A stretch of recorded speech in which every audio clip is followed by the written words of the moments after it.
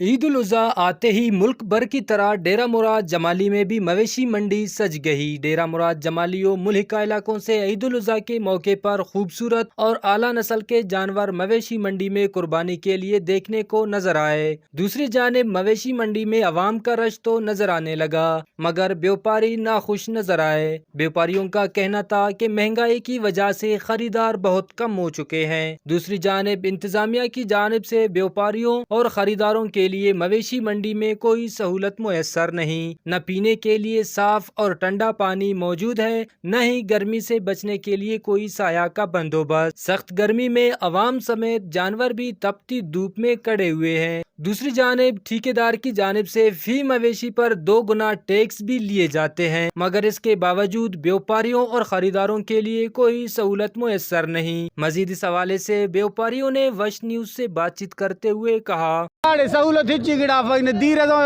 Hotel گڑا کہنا there's خواہنم there's تفگن پیول چاہ کو وہ 50 روپے چاہنا ہافے اول ہافے کو وہ گڑا گرے دیر تینوں میں ہموم گرم دیر تینوں میں یا خوتی فنن میں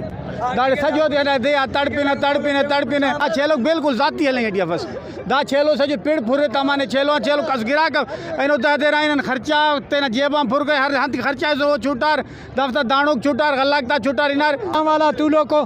ہمارے خلقہ مال ہنی گٹیا با دا کا کشب ہوتا ہچ تاف ہچ سہولت افتا دا خانے سے دے نمتینٹ خانے گٹی رے ہر گڑا نما مونا داڑے برے دا سے کھا کانا گاڑی والا ننے ایلے پس بابا دا گاڑی آوا ننا دلے با 50,000 لے لے گردے پر 20,000 25,000 کوئی سہولت نہیں ہے، خرچ گنا تھی گیا تھا لے لیں دلائے اور کوئی سہولت نہیں تھا، گرمی ہے بھی تمام بڑے ان ٹھیکیدار بھی صحیح سب کوئی۔